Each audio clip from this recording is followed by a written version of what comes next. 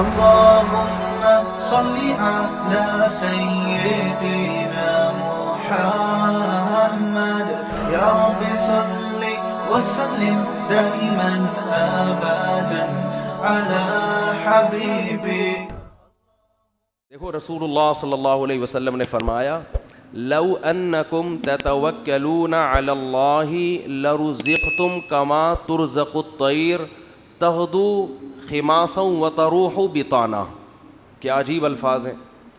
آپ صلی اللہ علیہ وسلم نے فرمایا اگر تم اللہ پہ ایسے توکل کرو جیسے توکل کرنے کا حق ہے. توکل کا مطلب اللہ کھلائے گا, کھلانے کی ذمہ داری اس نے لی ہے, ضرورتیں پوری کرنے کی ذمہ داری اس نے لی ہے. ایسے کرنا شروع کر دو, ٹینشن دل سے نکالو. ہر آدمی ٹینشن سے مرا جا رہا ہے نا, پتہ نہیں کیا ہو جائے گا کل, بچوں کی اسکول کی فیسیں بھر سکوں گا نہیں بھر سکوں گا, بیگم کے خرچے پورے کر سکوں گا نہیں کر سکوں گا. چھوڑو بھائی, یہ ٹینشن لینے کی نہیں ہے. آپ کہو کیوں نہیں ہے, گھر جائیں گے ٹینشن تو ملے گی نا وہاں سے. اس کا حل بتاتا ہوں میں ابھی آپ کو, اس کا حل بتاتا ہوں میں, پہلے یہ حدیث مکمل کر لوں. تو آپ صلی اللہ علیہ وسلم نے فرمایا اگر تم اللہ پہ ایسے توکل کرو جیسے توکل کرنے کا حق ہے, لرزقتم تمہیں ایسے رزق ملے گا جیسے پرندوں کو ملتا ہے. فرمایا تغدو خماسن, جب پرندہ صبح گھر سے نکلتا ہے پیٹ اس کا خالی, اسے نہیں پتا آج میں نے ٹماٹر بیچنے ہیں, آج میں نے رکشہ چلانا ہے, کسی ملٹی نیشنل کمپنی میں نے میرا انٹرویو ہے, کیا کچھ بھی نہیں. صبح اس کو یہ بھی نہیں پتا ہوتا کس سمت میں جانا ہے, میں نے بس نکلتا ہے اللہ کا نام لے کے. آپ دیکھو یہاں کوے جو ہے نا, کوے, ایک دوست نے ہمیں بتایا کہ صبح سارے کوے یہاں سے سرجانی ٹاؤن کی طرف جا رہے ہوتے ہیں, اور ہم نے دیکھا کووں کے غول, عصر کے بعد مغرب سے پہلے آپ دیکھو گے پورے کوے واپس آ رہے ہوتے ہیں, پتہ نہیں صدر سے, لی مارکیٹ سے, جہاں کے بھی کوے ہیں نا. میں نے تو پہلے سمجھا تھا کہ سرجانی ٹاؤن میں کوئی ویکینسی نکلی ہوئی ہے کووں کے لیے, حقیقت ہے سارے یہاں سے ٹریولنگ کر کے جا رہے ہوتے ہیں. وہ ان کو کہیں وہاں شاید زیادہ کوئی مردار وردار پڑے ہوئے ہوتے ہیں, کچھ کچرا مچرا اور یہ سب چیزیں نا, تو کووں کو مخبری ہو گئی, کووں کو مخبری ہو گئی بھائی لی مارکیٹ میں مال ابھی نہیں ختم, شارٹ چل رہا ہے, ابھی کہاں مال ہے. صبح خالی پیٹ جاتے ہیں اور شام کو چھیچڑوں سے پیٹ ان کے بھرے ہوئے ہوتے ہیں. تو رسول اللہ صلی اللہ علیہ وسلم نے فرمایا تغدو خماسا وتروح بطانا, صبح پرندہ نکلتا ہے خالی پیٹ, شام کو آتا ہے پیٹ اس کا بھرا ہوا ہوتا ہے. آپ کہہ سکتے ہیں کہ صرف پیٹ ہی ہماری بنیادی ضرورت, بول لو نا بھائی, نہیں ہے, پیٹ ہی تھوڑی ہے. یہ ایک مثال ہے, پرندے کی ضرورت پیٹ, اور جب پرندے کی شادی کا ٹائم آتا ہے تو اس کی ضرورت گھر بھی ہے یا نہیں؟ کیا خیال ہے بھائی؟ جب پرندوں کی مادہ انڈے بچے دینے, کبوتر کو دیکھ لو نا, یہ تو جوڑے بنا کے رہتے ہیں کبوتر, انڈے بچے کا ٹائم آتا ہے تو کبھی دیکھا کبوتر ٹینشن میں کہ یار بحریہ ٹاؤن تو ہاتھ سے نکل گیا ہے بھائی, بحریہ ٹاؤن کے پلاٹ تو نکل گئے ہاتھ سے, اور سرجانی بھی گیا. ایک صاحب مجھے کہنے لگے, میں 15 سال پہلے کسی اسٹیٹ ایجنٹ نے مجھے کہا تھا کہ 6 پلاٹ سرجانی میں لے کے ڈال دو زندگی بن جائے گی. مجھے کہنے لگا یار اتنا افسوس ہو رہا ہے, میں نے اس کی بات پہ عمل نہیں کیا.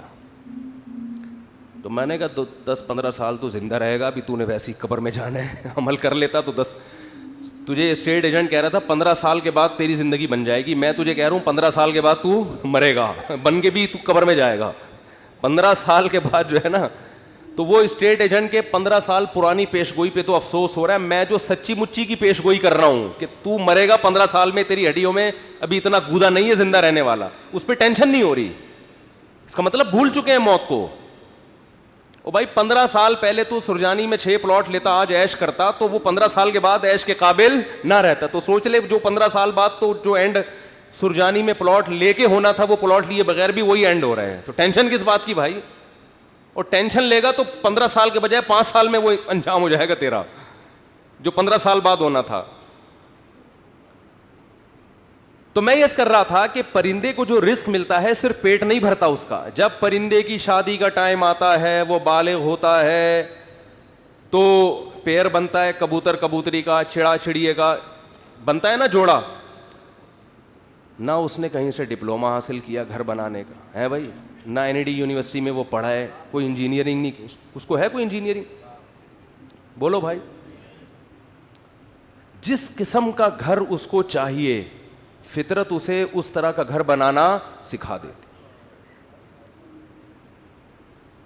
کھجور کے درختوں میں سوراخ کر کے رہتے ہیں, اور آپ دیکھو یہ پرندے کیسے, یہ نر مادہ مل کے کیسے تنکے تلاش کر رہے ہوتے ہیں اور کیسے ان کو بہترین انداز سے پرو رہے ہوتے ہیں. ایسے نہیں کہ کوئی بھی کچرا اٹھا کے, ہم جب مرغیوں کے ڈڑبے بناتے ہیں نا تو کچھ بھی اٹھا کے ڈال دو اس کے اندر. پرندہ ایسا نہیں کرتا, بڑی تمیز سے بڑے خوبصورت انداز سے وہ گھونسلہ بناتا ہے, خوبصورت انداز سے, ایسا کہ وہ سردی گرمی سے بھی محفوظ رہے, دشمنوں کے شر سے بھی محفوظ رہے. بہت خوبصورت انداز سے وہ گھونسلے بناتے ہیں. تو آپ بتاؤ, انسان جو اشرف المخلوقات ہے, جس کے لیے اس کائنات کو بنایا گیا, اللہ اس کی گھر کی ضرورت پوری نہیں کرے گا ہے بھائی؟ اصل میں آپ نے جس گھر کو ضروری سمجھا ہے وہ اللہ کی نظر میں وہ عیاشی ہے, وہ ضرورت نہیں ہے. وہ آپ کی بہت اوپر کا سوچ رہے ہیں آپ.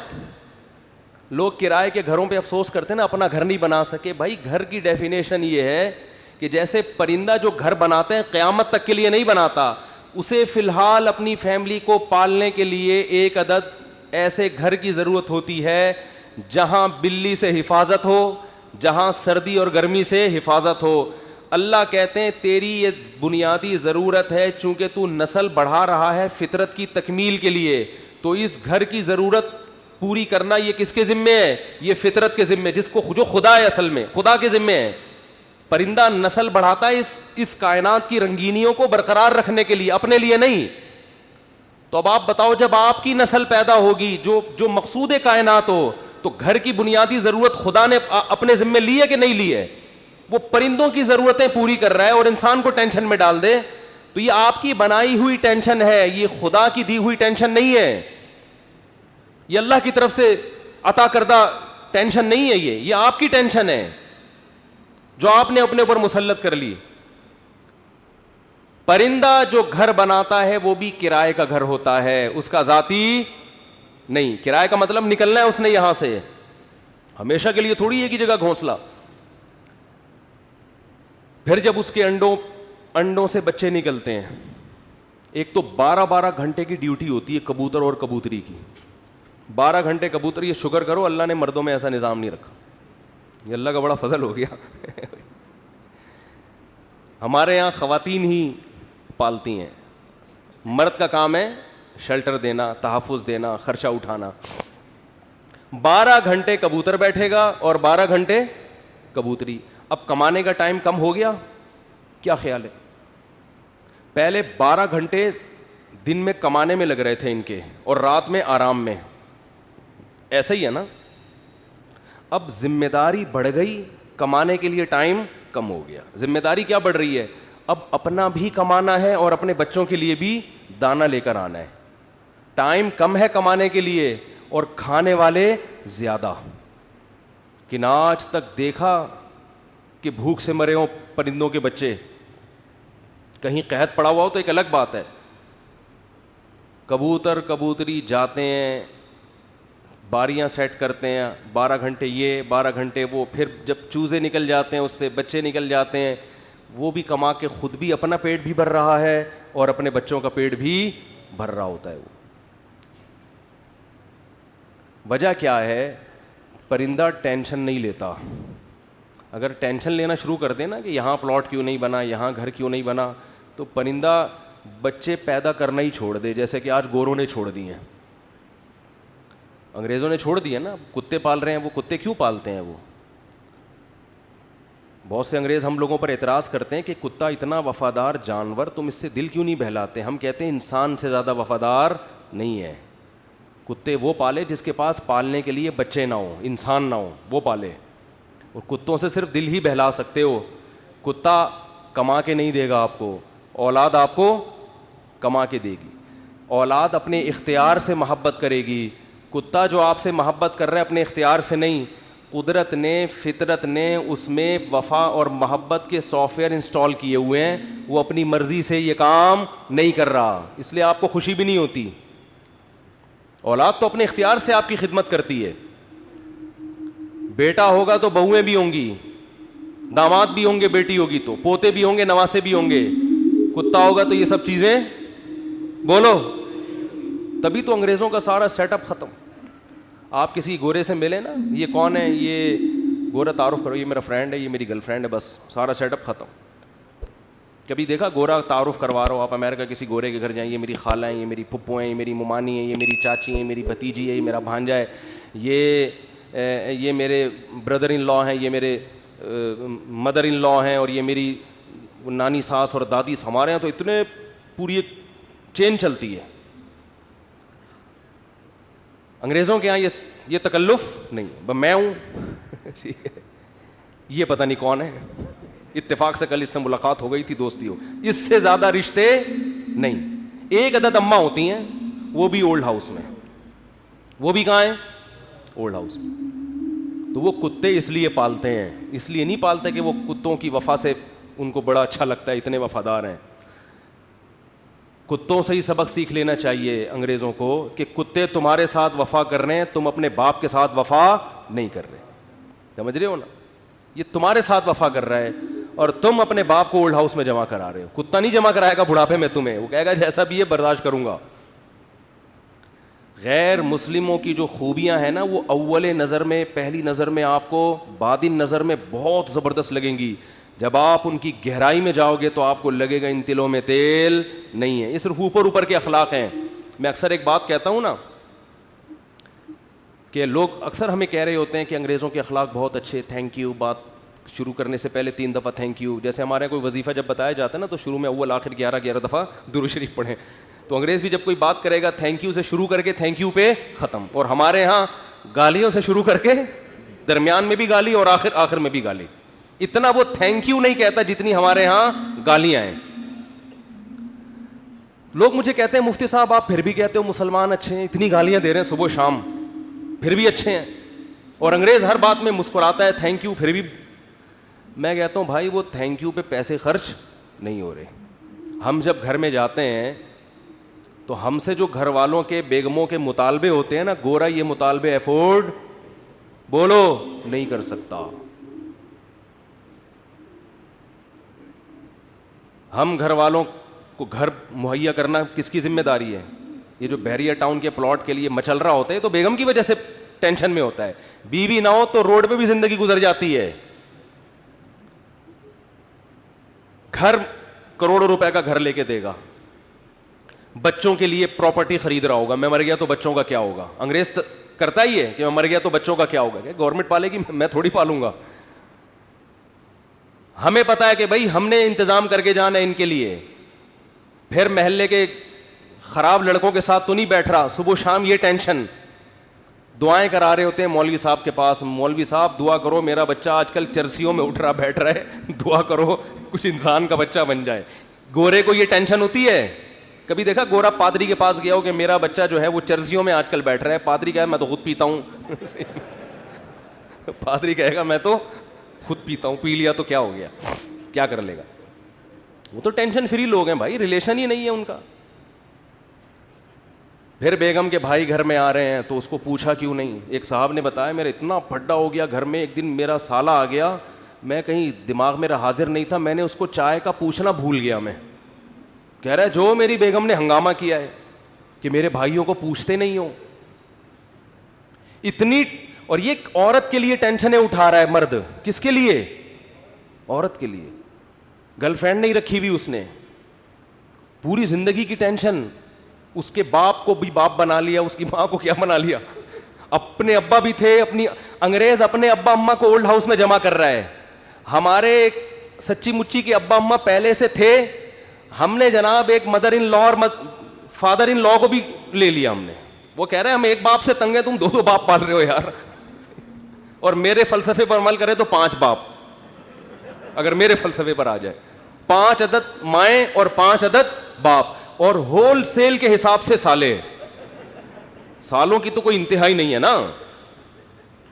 گرل فرینڈ کا بھائی آپ کے معاملات میں دخل اندازی بولو نہیں کرے گا کہ تم نے قائد اعظم کے مزار کا ٹائم لیا ہوا تھا, پہنچے کیوں نہیں. کبھی ہوتا گرل فرینڈ کا بھائی آپ کو فون کرے, یار میری سسٹر سے تمہاری دوستی اور تم ٹائم پر اس کو دے نہیں رہے. اس لیے گورا گرل فرینڈ رکھتا ہے. مسلمان نکاح کر کے ٹینشن لیتا ہے. جب آپ نے نکاح کر کے کسی عورت کو گھر لے آئے, ٹائم پہ گھر نہیں آ رہے, سالے کا فون آئے. سبھی تو اس کو سالہ کہتے ہیں, کباب میں ہڈی.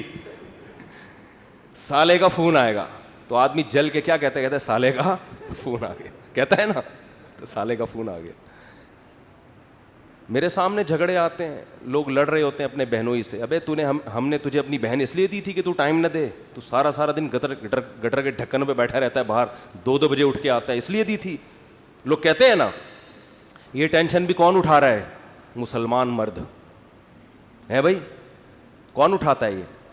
پھر وہ اپنے بوڑھے باپ کو بھی پال رہا ہے, خرچہ کر رہا ہے, بوڑھی ماں کو بھی پال رہا ہے, بیوی کی بھی سن رہا ہے, بچوں کی بھی سن رہا ہے. اس کے بعد میرے بھائی تھینک یو اگر نہیں بھی کہتا تو کوئی اتنا بڑا مسئلہ بولو نہیں. لاکھوں روپے گھر پہ خرچ کر رہا ہوتا ہے وہ, تو گالیاں تو بنتی ہیں نا, پھر دینی نہیں چاہیے. وہ معین اختر صاحب کا پروگرام تھا نا, کئی دفعہ بیان کر چکا ہوں, وہ انور مقصود کے ساتھ. تو انور مقصود نے معین اختر سے پوچھا کہ آپ کے ماموں کیا کرتے ہیں. پہلے معین اختر سے پوچھا کہ کیسا چل رہا ہے. انہوں نے کہا کہ اللہ کا شکر ہے, نلکوں میں پانی آ رہا ہے, لوڈ شیڈنگ بھی نہیں ہے, سب سیٹ چل رہا ہے. اس نے کہا پہلے پاکستانی ہیں جو اتنے اچھے حالات بتا رہے ہیں, کہاں رہتے ہیں؟ اس نے کہا دبئی میں رہتا ہوں میں. اس نے کہا دبئی میں رہتا ہوں. پھر اس نے پوچھا کہ آپ کے ماموں کیا کرتے ہیں. اس نے کہا گالیاں دیتے ہیں. ماموں کا کام صبح سے شام کیا ہے؟ حالات ایسے ہیں نا, حالات ایسے ہیں کہ ماموں کا کام صبح سے شام سوائے گالیاں دینے کے. انگریز کچھ دن یہاں رہ کے جائے, جیسے معین اختر کے ماموں گالیاں دیتے تھے نا, انگریز انگلش میں ایسی گالیاں دے گا.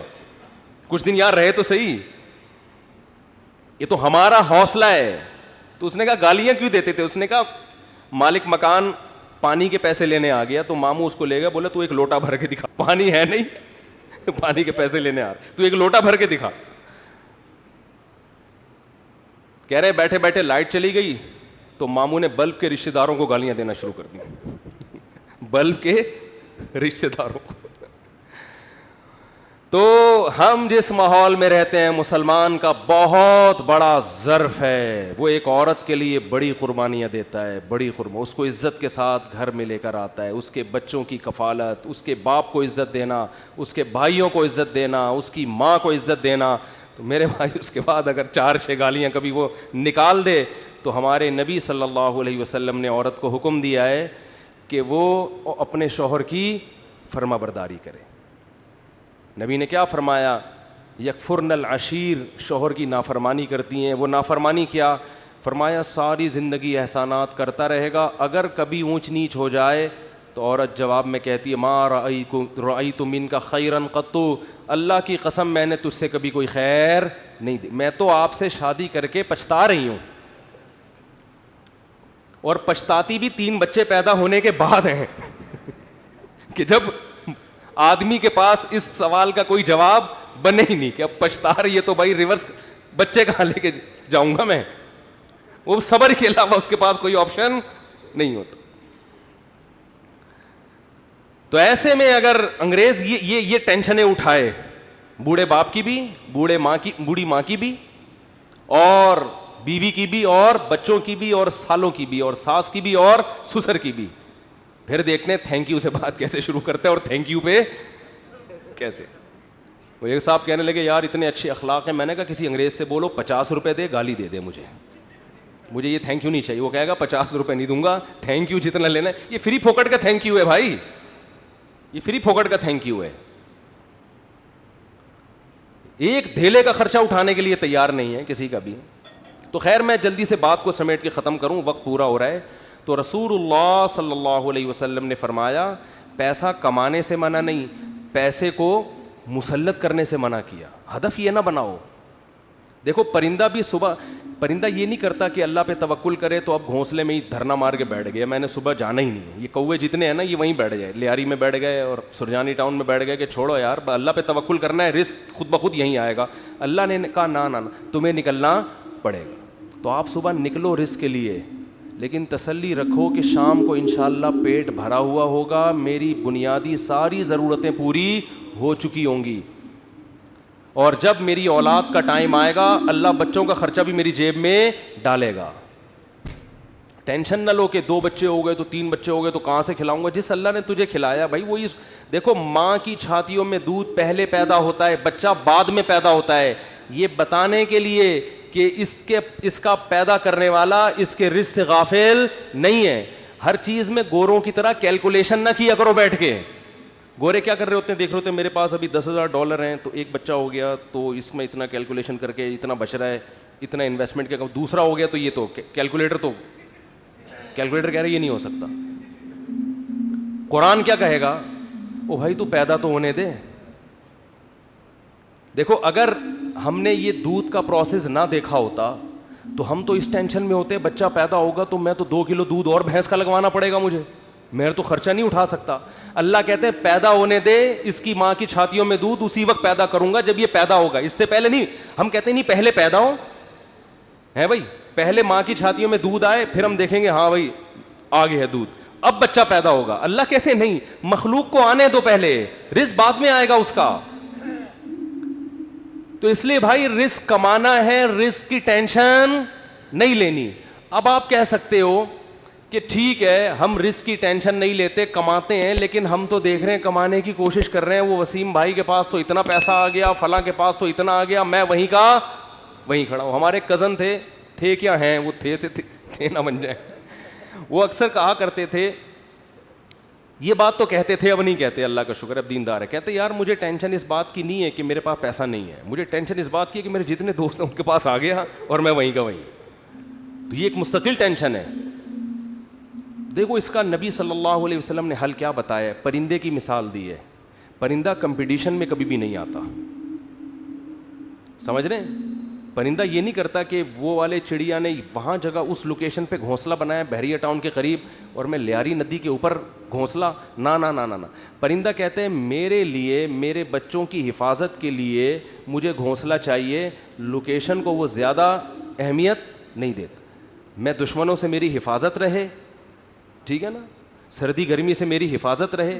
میں نہیں کہہ رہا آپ لیاری ندی کے اوپر گھر بنائیں, وہ تو حفاظت نہیں رہے گی آپ کی, کیونکہ ندی تو ندی ہے نا.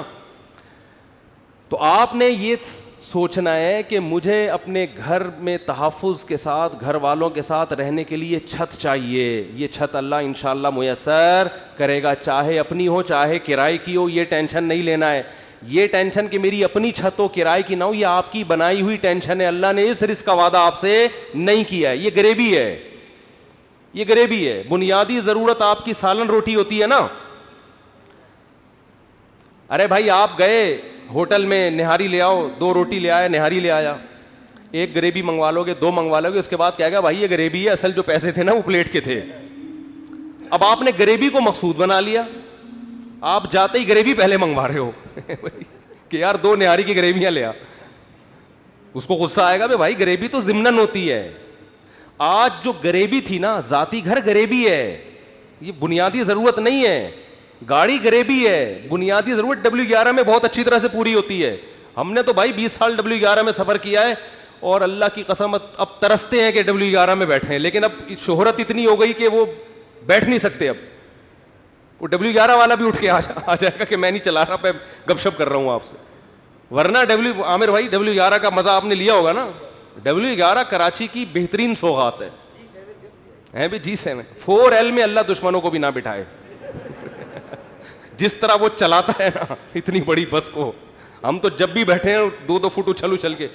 ہمارے ایک جاننے والے ریٹائر آفیسر تھے, لیفٹیننٹ تھے, وہ بیچارے کراچی کی بس میں نا کہیں پچھلی سیٹ پہ بیٹھ گئے.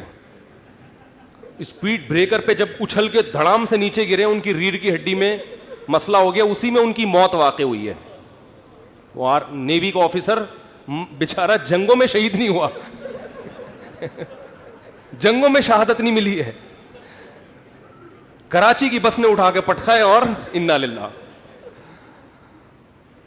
تو رسول اللہ صلی اللہ علیہ وسلم نے فرمایا جس نے دنیا کو ہدف نہیں بنایا, ضرورت سمجھا کہ بھئی میری بنیادی ضرورت 2 وقت کی روٹی ہے, میری بنیادی ضرورت کسی اچھے علاقے, اچھے سے مراد جہاں چرسی ہیروئن چی نہ رہتے ہوں, ذرا پڑھے لکھے لوگ ہوں, ایسی جگہ پہ مجھے گھر مل جائے جہاں چھت ہو, جہاں بنیادی ضرورتیں پوری ہوں, بس یہ بیسک ضرورت, چاہے وہ اپنا ہو چاہے وہ کرائے کا ہو. اور نبی نے فرمایا کہ جس شخص کو 2 وقت کی روٹی مل گئی, پیٹ بھر کے, سر چھپانے کی جگہ مل گئی, اور جسم کسی بڑی بیماری سے محفوظ تھا اس کا. اور ویسے بتاؤں جب یہ لائف اسٹائل ہوگا نا تو جسم بڑی بیماری سے محفوظ ہی ہوتا ہے عام طور پہ. جسم کسی بڑی بیماری سے محفوظ تھا تو آپ صلی اللہ علیہ وسلم نے فرمایا یہ ایسا ہے گویا پوری دنیا کی دولت سمیٹ کے اللہ نے اس کے قدموں میں رکھ دی ہو. اب اگر یہ ٹینشن لے رہا ہے نا بحریہ ٹاؤن کی اور ڈیفنس کی اور DHA کی وہ اسکیم میں نے تو یہ غریبی کی ٹینشن ہے, یہ دل میں دنیا کی محبت کی علامت ہے. ایسے شخص کو رسول اللہ صلی اللہ علیہ وسلم نے وعید سنائی کہ یہ مالدار بن تو سکتا ہے مگر اس کے سامنے فقر کا پھندا ایسے لٹکا رہے گا جیسے ایک زندہ آدمی کے سامنے پھانسی کا پھندا, موت کا پھندا لٹک رہا ہوتا ہے. جو اس کی کیفیت ہوگی یہ کیفیت اس کی ہوگی. تو بھائی پیسہ کماؤ, پیسے سے دل نہ لگاؤ. اور دل سے پیسہ نکالنے کا طریقہ کیا ہے؟ خرچ کرو. ہمارے حضرت فرمایا کرتے تھے کہ پہلے زمانے میں بزرگان دین کڑک کڑک نوٹ جلوایا کرتے تھے, 5-5 ہزار کے نا, کہتے جلاؤ اس کو. آج اس کی اجازت نہیں ہے, اس میں نقصان ہے, لیکن دل سے نکالنے کے لیے نا جلواتے تھے. تو آپ جلائیں نہیں, خرچ کریں. کبھی کبھار ایسے گڈی نکال کے کسی اچھے ٹرسٹ میں دے دی, کسی غریب کو دے دی. اور سب سے زیادہ مصداق پیسہ خرچ کرنے کا آپ کے قریبی رشتہ دار ہیں, ان کو دو. آج کل لوگوں نے ہدیے رشتہ داروں میں دینا چھوڑ دیا ہے. بس عید بقرعید پہ کوئی کھانا وانا کھلا دیتے ہیں, بھائی بہن کو لفافے میں گڈی ڈالے پکڑا دے, جلے گا. جب یہ دل جلے نا, اتنا صدقہ ہو کہ دل میں آرے چلیں, تو یہ آرے چلنے سے دل آئینے کی طرح شفاف ہو جائے گا. شاعر نے کہا ہے نا, آئینہ بنتا ہے رگڑے لاکھ جب کھاتا ہے دل, کچھ نہ پوچھو دل بڑی مشکل سے بن پاتا ہے دل. دل کو دل بنانا تھوڑا ڈیفیکلٹ کام ہے. تو اس کا طریقہ یہ کہ اس میں ذرا رندا چلے گا نا, رگڑا لگے گا. جب ہم وہ کیا کہتے ہیں, وہ جو ریگمال سے گھسائی ہوتی ہے نا, تو صدقہ کرتے ہوئے اتنا بھی نہ کرو کہ کل دوسروں سے بھیک مانگنی پڑ جائے, اتنا بھی نہ کرو, لیکن اتنا ہو کہ لگے کہ دل پہ گھسائی ہو, تھوڑا سا تکلیف ہو. رسول اللہ صلی اللہ علیہ وسلم نے فرمایا سب سے افضل صدقہ یہ ہے تأمل الغنا و تخشى الفقر, کہ آپ کو یہ ہو کہ اگر میں نے صدقہ کیا تو ہو سکتا ہے میں غریب نہ ہو جاؤں کل, اور اگر نہیں کیا تو اس پیسے سے مزید پیسہ بنا لوں گا. اس کنڈیشن میں جب آپ صدقہ کرو گے تو نبی نے فرمایا یہ صدقہ سب سے افضل ہے. اس میں آپ کا دل بہت جلتا ہے, اور اللہ کا وعدہ ہے کہ جو اللہ کے لیے دیتا ہے وہ غریب تو ہوتا ہی نہیں ہے. صدقے سے کبھی مال, ہم نے کبھی نہیں کسی سخی آدمی کو غریب ہوتے دیکھا. تو اس سے دنیا کی محبت کم ہوگی. حدیث مکمل کر کے بس بیان ختم کرتا ہوں. فرمایا جعل اللہ فقرہ بین عینی وفرق علیہ شملا, جب دولت کو ہدف بنائے گا, مسلط کر لے گا, تو فقر کا پھندا اللہ اس کے سامنے لٹکا دیں گے. ہر وقت ڈر لگا رہے گا یار میں غریب نہ ہو جاؤں. پیسہ ہے, پلاٹ پڑے ہوئے, لیکن ڈر لگا رہے گا یار میں غریب نہ ہو جاؤں. دوسرا فرمایا وفرق علیہ شملا, اس کی فکروں کو اللہ بکھیر دیں گے. اتنی ٹینشن ہے, یہ کام بھی ہو جائے, یہ بھی صحیح ہو جائے, یہ والا بھی ہو جائے, پتہ نہیں سارے کام ٹھیک ہوں گے, ایک اٹکا ہوا ہوگا اس کی وجہ سے ٹینشن. وہ یہ نہیں دیکھ رہا کہ میرے سارے کام ٹھیک ہو رہے ہیں, چلو ایک نہیں ہوا تو کیا ہے. تو اس کی فکروں کو اللہ بکھیر دیں گے, اسے پتہ نہیں چلے گا میری اصل ٹینشن ہے کیا, مجھے سکون ملے گا کس چیز میں, اتنی فکریں. اور فرمایا وَلَمْ يَأْتِهِ مِنَ الدُّنْيَا إِلَّا مَا قُدِّرَ لَهُ, اور جس دنیا کے پیچھے بھاگ رہا ہے ضروری نہیں کہ وہ بھی مل جائے, ملے گی اتنی جتنی اس کے مقدر میں اللہ نے لکھ دی ہے. یہ جو دنیا کے پیچھے بھاگ رہے ہوتے ہیں تو سب کو پیسہ تھوڑی مل جاتا ہے. بہت سے تو وہی موت تک روڈیں ہی ناپتے رہتے ہیں, سڑکیں ناپتے رہتے ہیں, ہاتھ میں کچھ بھی نہیں آتا ان کے. فرمایا ملے گا اتنا جتنا اللہ نے لکھ دیا ہے, تو ٹینشن لینے سے کوئی فائدہ نہیں ہے. تو ٹینشن نہیں لو بھائی. آپ کو کیوں نہیں بھائی آپ کو صبح آپ نے پراٹھا کھا لیا انڈے کے ساتھ, دوپہر کھانا مل گیا, رات کھانا مل گیا, ضرورت تو 2 وقت کی تھی, مل 3 وقت رہا ہے, انجوائے کرو, مزہ ہے. کیا خیال ہے بھائی؟ ہاں بیگم ٹینشن دیتی ہے, یہ بڑا مسئلہ ہے نا شادی شدہ آدمی, تو اس کو بولو بھائی جو نبی صلی اللہ علیہ وسلم کی سنت ہمارے سامنے, آپ صلی اللہ علیہ وسلم کی امہات نے, ہماری امہات نے, آپ کی ازواج نے جب نبی سے یہ فرمایا کہ ہم اس غربت میں گزارا نہیں کر سکتی, تو آپ صلی اللہ علیہ وسلم فرمایا بھائی میں تو اسی طرح مسکین ہوں, تو تعالینا امتعکن و اسرحکن سراحا جمیلا, کہ آؤ میں تمہیں نکاح سے فارغ کر دیتا ہوں, پھر جاؤ جس سے مالدار سے نکاح کر کے رہنے رہو. تو یہاں بھی ٹینشن لینے کا بولو نہیں, اپنی طرف سے کوتاہی نہیں کرو. یہ نہیں کہ ادھر پیسے لاکر میں چھپا کے رکھے ہوئے ہیں بینکوں میں, اور بیگم کو یہ بتا رہے جیسے میرے پاس کھانے کو روٹی نہیں ہے, یہ ناجائز ہے, یہ حرام ہے. اگر واقعی قدرت کی طرف سے آپ غریب ہو گئے تو بیگم کو 2 لفظوں میں بتا دیں, بیگم صاحبہ یہی میرے پاس آمدن ہے, اتنی میری تنخواہ ہے, اس میں اتنے ہی انڈے آ سکتے ہیں, اس سے زیادہ میں سٹی اسکول بیکن ہاؤس میں بچوں کو نہیں پڑھا سکتا, رہنے رہو ورنہ پتلی گلی سے نکلو. تو ٹینشن تو لینی نہیں ہے نا, خامخواہ کی ٹینشنیں کیوں مسلط کی ہوئی ہیں؟ لوگوں میں بدنام ہو جائیں گے, یہ بھی بڑا ایک مسئلہ ہوتا ہے. لوگ کہیں گے, دیکھو لوگوں کو خوش کرنے کے چکر میں رہو گے. یہ کبھی بھی گدھے والا قصہ سنا دوں اگر آپ بھی جا سکتے ہیں, ٹائم ہو گیا ان کی وجہ سے آج تھوڑا سا 5 منٹ. وہ ایک آدمی جو تھا, بڑی عمر کا آدمی, اپنے بیٹے کے ساتھ گدھے پہ بیٹھ کے سفر کر رہا ہے. لمبا سفر تھا, باپ گدھے پہ بیٹھ گیا, بچہ آگے آگے. تو لوگوں نے کہا دیکھو باپ ہونے کا ناجائز فائدہ اٹھا رہا ہے, خود گدھے پہ بیٹھا ہوا ہے, بچے کو, چھوٹے معصوم بچے کو پیدل کیا ہوا ہے اس نے, بے ادب بنا رہا ہے اپنی اولاد کو, پہ ترس نہیں کھا رہا. معصوم بچہ ہے بھائی, تو باپ ہے ایجڈ, ٹھیک ہے, اتنا کمزور تو نہیں ہے نا, چھوٹے بچے کو تو نے ایسے معصوم بچے پہ ترس کھانے کے بجائے باپ ہونے کا ناجائز فائدہ.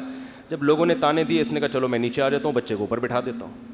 بچے کو جب اوپر بٹھایا تو لوگوں نے کہا ابھی سے بے ادب بنا رہا ہے بچے کو, تمیز نہیں سکھا رہا. بچے کو باپ بنایا ہوا ہے, خود کیا بنا ہوا ہے, بیٹا بنا ہوا ہے. تو یہ بچہ بڑا ہو کر اس کا گریبان پکڑے گا. تو اس نے کیا کیا, اس نے کہا چلو یار دونوں ہی بیٹھ جاتے ہیں. دونوں بیٹھ گئے. لوگوں نے کہا گدھا ایک ہے, بندے 2 بیٹھے ہوئے ہیں. گدھا ایک ہے, بندے 2 بیٹھے ہوئے ہیں. ترس نہیں آ رہا جانور کے, گدھے کے گدھا ہونے کا ناجائز فائدہ اٹھا رہے ہیں. وہ تو گدھا ہے, تم تو انسان ہو نا. یہی تانے ہوتے ہیں لوگوں کے. اس نے کہا چلو دونوں نیچے اتر جاتے ہیں. اب گدھا خالی, تو لوگوں نے کہا گدھا وہ ہے, حرکتیں ان کی گدھوں جیسی ہیں. بنایا اللہ نے ان کو گدھا, کام ان کے گدھوں جیسے. جب تمہارے پاس سواری موجود ہے تو بے وقوفو پیدل کیوں جا رہے ہو؟ گدھا وہ ہے, کام دیکھو ان کے گدھوں جیسے ہیں. اس نے آگے اٹھا کے دریا میں گدھے کو پھینکا, بولا ایسے ہی ٹھیک. تو بے وقوف تھے. لوگوں کو کہنے دیتے بھائی آپ کو جو سمجھ میں آ رہا ہے آپ اس پر عمل کرو. لوگ جب خود کسی گدھے کے ساتھ سفر کریں گے نا, بھگتیں گے, تو خود فیصلہ کریں گے ہم نے کیا کرنا ہے. تو اس لیے لوگوں کی ٹینشن مت لیا کرو. یہ اس کا کوئی خدا کی, لوگ برائی پہ خوش ہوتے ہیں, لوگ برے کاموں پہ خوش ہوتے ہیں, اچھے کاموں پہ لوگ خوش نہیں ہوتے. آپ نے جو کھوپڑی میں آ رہا ہے وہ کرو. جو چیز آپ کی استطاعت میں نہیں ہے اس پہ ٹینشن کس بات کی لے بھائی آدمی. دیکھو جیل میں کوئی قیدی ہو اور رہائی کا انتظام ختم ہو جائے تو ہم کیا کہیں گے اس کے, بھائی تو صبر کر, بس یہی زندگی گزار, ہنسی خوشی اسی میں خوش رہنے کی کوشش. ایک صاحب نے مجھے بتایا کہ ان کو 4 مہینے کی جیل ہو گئی, اور وہ جیل بھی غلط کیس میں اندر. باہر نکلے تو بڑے فٹ فاٹ. میں نے کہا, میں ان سے ملا تو میں نے کہا جیل میں جا کے تو لوگوں کی حالت ایسی ہوتی ہے, اور غلط کیس, مجرم بھی نہیں تھے. کہتے ہیں میں جب جیل میں گیا تو مجھے نہیں پتا تھا کب نکلنا ہے میں نے یہاں سے. تو کہہ رہے میں نے کہا اب اسی کو انجوائے کرو, کانفیڈنس دیکھیں. اب کیا کرو جب ایک چیز اپنے اختیار میں ہی نہیں ہے. تو کہہ رہے میں وہاں ڈپس لگاتا تھا تاکہ تھکاوٹ ہو اور نیند آئے مجھے. اور اچھا وہ ڈولے شولے بھی نا کافی بن چکے تھے ان کے بڑے. میں نے کہا کیا کر رہے؟ کہہ رہے بھائی ہم ڈپس لگاتے تھے, اٹھک بیٹھک 400 بیٹھکیں اوپر نیچے, اور اس طرح میں سارا دن. اور کہہ رہے جن لوگوں نے یہ کام نہیں کیا وہ دیواروں سے سر مار مار کے پاگل ہو گئے وہ. تو جو چیز اپنے اختیار میں نہیں ہوتی ہے اس کی انسان ٹینشن نہیں لیتا. بھائی اختیار, غربت آپ کمانے کی کوشش کر لی پھر بھی نہیں آ رہے ہیں تو پھر بھی کوئی